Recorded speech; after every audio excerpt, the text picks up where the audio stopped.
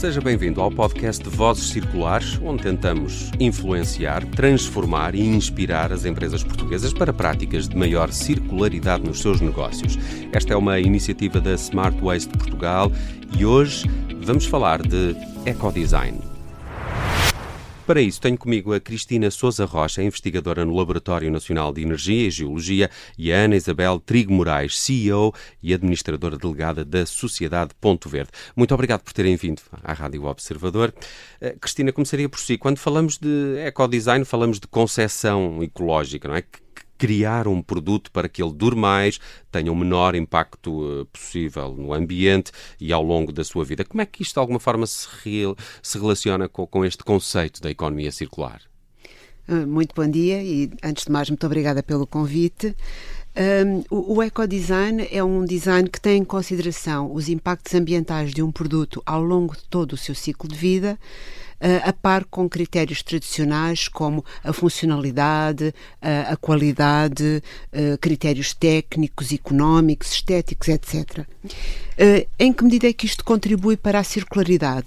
Todas as medidas de ecodesign que contribuam para a utilização de materiais mais sustentáveis, para uma maior durabilidade do produto, uma maior facilidade de reparação, atualização, remanufatura, reciclagem, tudo isso vai contribuir para uma economia mais circular, que é uma economia onde os produtos permanecem no seu máximo valor durante o máximo tempo possível e visa-se a eliminação de resíduos, conseguindo-se assim uma redução também do consumo de recursos naturais e a regeneração dos ecossistemas.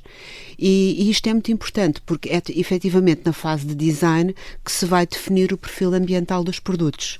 E, portanto, é a fase que mais pode influenciar o seu desempenho em termos de sustentabilidade e circularidade.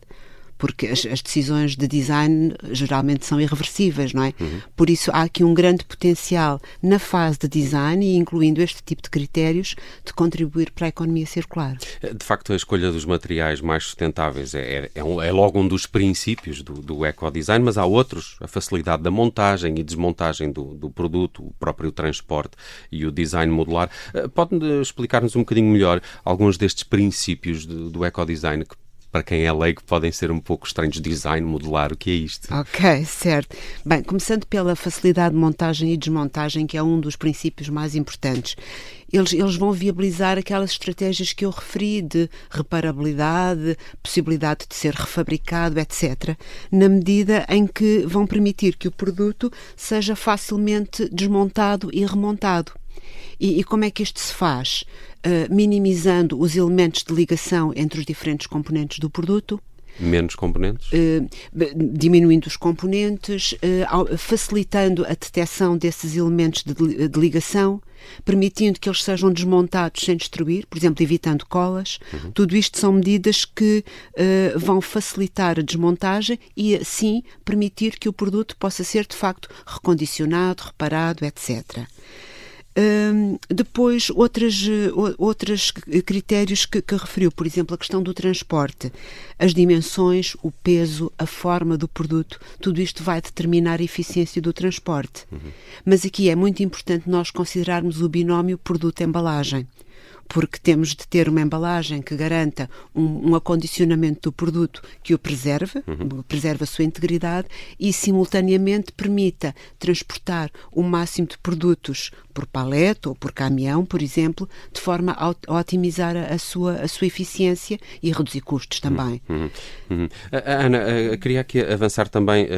Primeiro, já vou ter curiosidade em perceber como é que estamos na situação nacional, como é que estão os produtores sensíveis ou não a esta questão, mas como é que este design de produto aumenta de facto a sua eficiência energética e pode reduzir o desperdício? Parece-me óbvio, se ele dura mais, vai muito mais tarde para o lixo, ou também se preocupa-nos que ele tenha uma outra utilização, uma alta taxa de reciclagem, por exemplo, e de reparação, que é uma coisa que cada vez se pensa mais, principalmente nos eletrodomésticos, não é? Hoje em dia a sociedade consome muito rápido um produto e quando ele avaria, compra-se outro, não é? Telemóveis. Por exemplo.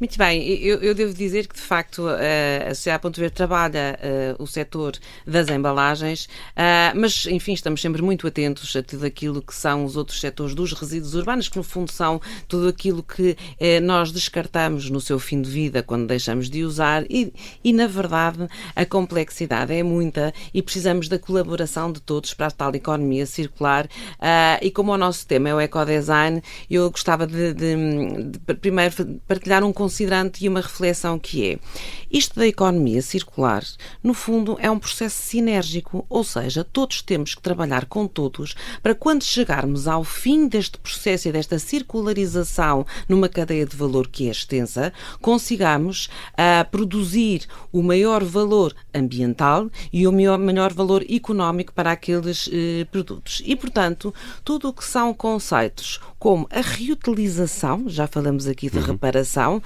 mas a reutilização é uma realidade que já existe, mas vai ter que crescer muito, e temos também aquilo que são todos os hábitos de colocar todas estas embalagens no seu fim de vida, no sítio certo, mas é preciso que quem desenhe esta embalagem, ou seja, o tal do ecodesign, pense não só se ele é giro, se ele é sexy, se chega à prateleira e compete melhor junto dos olhos do consumidor, quanto é que vai custar, que são preocupações legítimas e fazem parte do grande consumo, mas pense também o que é que vai acontecer, esta embalagem que eu estou agora a desenhar, o que é que lhe vai acontecer quando ela for descartável e deixar de ter cumprido a sua missão. E então aí sim encontramos uma parte da resposta para a sua pergunta, sendo que todos estes temas são bastante complexos e as generalizações são muito perigosas no setor desta eficiência e da economia circular. Nós encontramos as respostas que são simples. Se uma embalagem for mais leve, ela vai gastar menos combustível no seu transporte. Se houver um sistema de codificação logística para organizar toda a cadeia de valor e otimizar, por exemplo, a pegada de carbono, temos aqui também eficiência energética. Se uma embalagem tiver no sua componente uma parte de matéria-prima secundária, ou seja, que já circularizou, é um recurso que já está circularizado e que está a incorporar essa embalagem, temos aqui não só ganhos que se evitam extração de outras matérias-primas, mas temos que aqui, de facto, uma enorme valorização destes recursos, até porque há uma ideia que eu gostava muito de deixar clara, que é a economia circular, o princípio do poluidor-pagador, a necessidade de termos um comportamento como cidadãos, mas também como empresas, alinhado com estes objetivos, tem a ver com a ideia da escassez de matérias-primas que o mundo tem e tem a ver com a melhor forma de nós mitigarmos o nosso impacto no ambiente, em todas as suas dimensões, ao mesmo tempo que lhe damos uma racionalidade económica que permita esta convivência entre o pilar da sustentabilidade e o pilar da criação de valor económico e servir os consumidores. Ana, como é que estamos em termos de realidade nacional? Às vezes falam-se das taxas ainda relativamente baixas de reciclagem, que poderiam ser ainda mais altas e que todos desejamos que sejam mais altas, mas também já encontramos bons exemplos de como o ecodesign pode estar já hoje a fazer a diferença em alguns produtos? Certo, muito bem. Talvez o primeiro nota é que, em termos de circularização da atividade económica em Portugal e que, portanto, abrange muitos setores de toda a nossa atividade económica, eu diria até todos, qualquer atividade económica de base industrial, até de um serviço e até no setor primário, na agricultura, gera matérias-primas que têm o potencial de serem circularizadas, nós estamos bem. A nossa taxa é muito pequena, comparada com a taxa europeia, estamos ali à volta dos 2,6%, é muito baixo. Quando olhamos um bocadinho mais aprofundadamente, neste caso para o setor dos resíduos urbanos, os resíduos urbanos são imensa coisa. Cada um dos nossos ouvintes, se pensar o que é que no final do dia descarta e que já não volta a usar, as embalagens são uma parte. Mais ou menos, enfim, os grandes números são entre 25% a 28% são embalagens. E se o país não tem conseguido até agora cumprir cumprir as metas de reciclagem de todos os resíduos urbanos, os móveis, os colchões, os resíduos de jardim, nas embalagens somos uma exceção. Nas embalagens nós conseguimos cumprir as metas europeias, que aliás estão agora até num ponto de grande desafio, porque elas vão aumentar a partir de 2025 e, portanto, a embalagem é um sistema que se organizou, que é uma espécie de uma parceria público-privada entre as empresas que usam a embalagem para levar o produto ao consumidor e os serviços municipais e os serviços públicos. Aí as coisas correram bastante melhor, já temos 28 anos de experiência, mas temos um material que nos preocupa muito, que é o material do vidro embalagem. Nós conseguimos a não conseguir ter uma infraestrutura que recolha o vidro embalagem e que é uma matéria-prima infinitamente reciclável e, sobretudo, nós precisamos de alimentar a indústria vidreira com essa matéria-prima. Portanto, concluindo, eu diria, nas embalagens Portugal está bastante bem comparado com os outros Estados-membros europeus. Nos resíduos urbanos em geral estamos muito aquém daquilo que deveríamos estar. Deveremos continuar a fazer um esforço, mas temos que ter mais pressa, temos que ser mais ambiciosos e temos que ser mais rápidos a circularizar os recursos que consumimos para eles voltarem a entrar no processo produtivo e de consumo. Cristina, presumo que uma das soluções para alguns destes problemas seja a tecnologia e se calhar até uma maior colaboração entre empresas, universidades, centros de investigação. Já temos exemplo de como estas colaborações entre as empresas e nomeadamente o LNEG, que existam e que estejam a resultar? Sim, temos muitos exemplos. Aliás, o LNEG, como instituição de interface entre a academia e as empresas e a sociedade, trabalha geralmente com consórcios precisamente com esse tipo de configuração. Centros de investigação, universidades e empresas. Aliás, olha, um dos exemplos foi um projeto precisamente aqui com a Sociedade Ponte Verde, em que o LNEG, a Universidade Técnica de Viena e a SPV desenvolveram um conjunto de ferramentas para apoiar o design de embalagens por parte dos clientes da SPV, estratégias de negócios circulares e a medição de circularidade e da pegada de carbono. É um exemplo entre muitos. Como digo, nós trabalhamos geralmente com este tipo de consórcios, para além da nossa missão de apoio a políticas públicas, que também faz parte da missão do LNEG, mas temos realmente muitos projetos, nomeadamente na área da economia circular, e posso destacar um projeto cujo objetivo foi desenvolver conteúdos precisamente sobre design circular, não só de produtos, mas de serviços e de modelos de negócio, para ser integrado nos currículos universitários. Foi um projeto liderado por nós com 11 parceiros de 4 países europeus, em que tínhamos precisamente centros de investigação, universidades e empresas.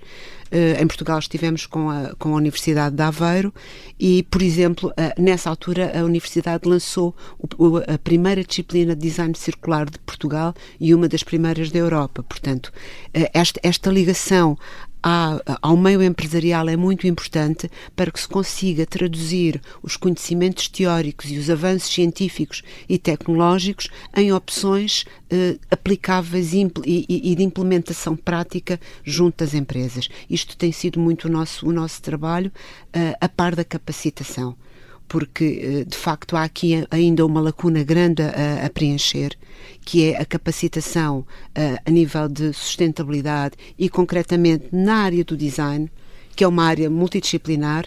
Ainda há bastante trabalho a fazer em termos de conteúdos do ponto de vista da sustentabilidade e da circularidade.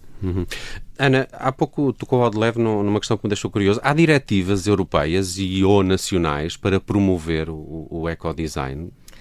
Bem, no setor dos resíduos não faltam diretivas, não faltam normativos europeus, nacionais. É um setor bastante regulado, no sentido em que nós prestamos um serviço público e, portanto, temos que ter uma política forte, e ela nasce sobretudo na Europa e depois vem sendo aplicada nos Estados-membros e, no caso, em Portugal.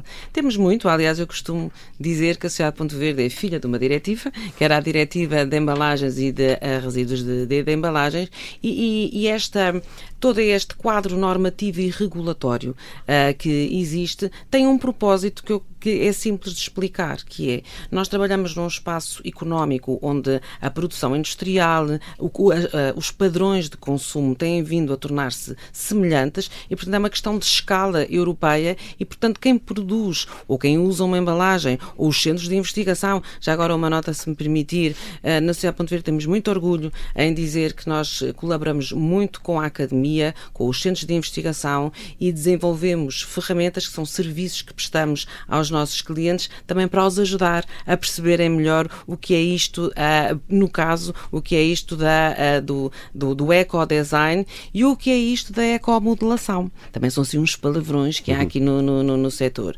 A legislação determina estas obrigações, somos um regime com muita compliance por parte das empresas e, bem, nós vamos ter, vai entrar em vigor em 2025, com efeitos ainda assim a partir de 2026, um sistema que vai premiar aquelas embalagens que são mais compatíveis com o processo de reciclagem que nós temos em Portugal e que vai penalizar aquelas embalagens que, quando foram desenhadas, lá está o ecodesign, quando foram preparadas para chegarem ao mercado, não tiveram em atenção o seu fim de vida e, portanto, dificultam o processo da reciclagem. Como é que é feita essa valorização e essa penalização? Estamos a trabalhar em critérios, aliás, nós até defendemos que esses critérios têm que ser harmonizados com critérios europeus, mas vamos simplificar aquilo que é bastante complicado. Ou seja, se numa garrafa de plástico, por exemplo, a cápsula for de um material diferente do que o corpo da garrafa, vai ser penalizado, porque quando chegar aos tapetes, depois de passar pelo ecoponto, passar pelo caminhão, chegar aos tapetes de triagem, vai ser um problema para a reciclagem.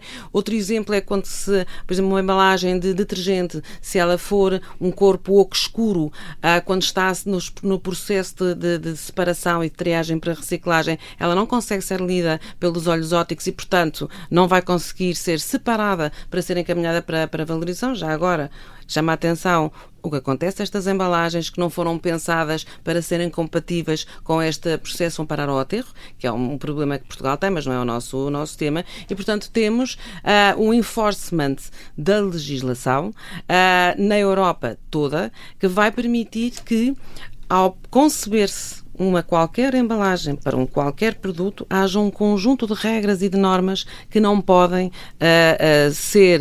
não devem ser utilizadas porque elas têm um impacto ambiental negativo. As caixas, uma parte, os sacos, uma parte de papel, uma janela de plástico. Nós financiamos um projeto em que desenvolvemos uma tecnologia para o vulgar saco do pão, quando vamos todos ao supermercado, não é? Tem aquela parte do papel castanho e depois tem a janela em plástico. Já não é, já pode ser feita também em papel e, portanto, é esta função também da Sociedade Ponto Verde de acelerar soluções e inovação e tecnologia, lá está, com estas sinergias e com esta colaboração com a cadeia de valor. O tema, para mim, crítico para a economia circular em Portugal, aliás, o Smart Waste é um excelente exemplo de um bom trabalho que se tem vindo a fazer, é que nós temos que olhar todos juntos para o mesmo problema, cada um com a sua responsabilidade.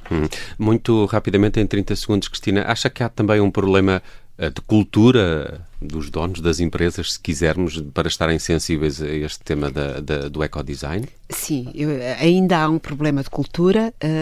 Eu penso que a evolução é positiva. Nós terminamos há cerca de um ano um projeto precisamente de capacitação na área do ecodesign, design para a economia circular e tivemos, posso lhe dizer, a participação de 95 empresas. Portanto, isto significa que há uma apetência por parte do mercado, por parte das empresas, mas ainda há um caminho longo a percorrer. E também em 30 segundos, Ana, há mecanismos a que as empresas possam recorrer, que as ajudem a implementar quer práticas de economia circular, quer uma aposta maior no ecodesign, que, no ponto de vista de uma empresa, pode requerer algum investimento, alguma adaptação da sua... Muito bem. Os dados são muito frescos. Nós temos 2.351 clientes que já adotaram uma medida para beneficiar o design das suas embalagens e, sim, entre estas ferramentas que já foram aqui referidas pela professora Cristina, nós desenvolvemos uma ferramenta que é o Pack for Sustain, que, no fundo, é aquilo que vai permitir aos nossos clientes pegarem numa embalagem, correrem-na numa análise das suas características e depois têm uma avaliação daquilo que é o impacto dessa embalagem no processo. Avaliam a circularidade, avaliam um índice de risco marinho, ou seja, o que é que acontece se por acaso for descartado num sítio que não deve estar e pode ter impacto no ambiente. E também temos um critério novo que é o Safe and Sustainability, que é nós precisamos também de, com esta ferramenta, nós ajudamos os clientes a desenharem embalagens que são seguras para o consumo. O caso do contacto alimentar é um grande exemplo, e também são mais sustentáveis por um conjunto de requisitos. E, portanto, sim, os clientes da Sociedade Ponto Verde têm esta ferramenta para quando a legislação entrar em vigor, em 25 e 26, a ferramenta está desenhada para ajudar as empresas. Acho que aqui também há um trabalho, ou uma atitude do consumidor que irá escolher, se calhar, os seus produtos conforme estas apostas em ecodesign e em economia circular, e é por isso que isto também é importante para as empresas, porque serão seguramente mais competitivas se o fizerem. Neste episódio ficamos a saber como é que o design se torna mais circular se for eco, com a ajuda da Cristina Sousa Rocha, do Laboratório Nacional de Energia e Geologia, e também da Ana Isabel Trigo Moraes, da Sociedade Ponto Verde, a quem agradeço estes esclarecimentos. Para a semana vamos falar de produção eficiente. Junte-se a nós no próximo Vozes Circulares, aqui na Rádio Observador ou através das plataformas de podcast.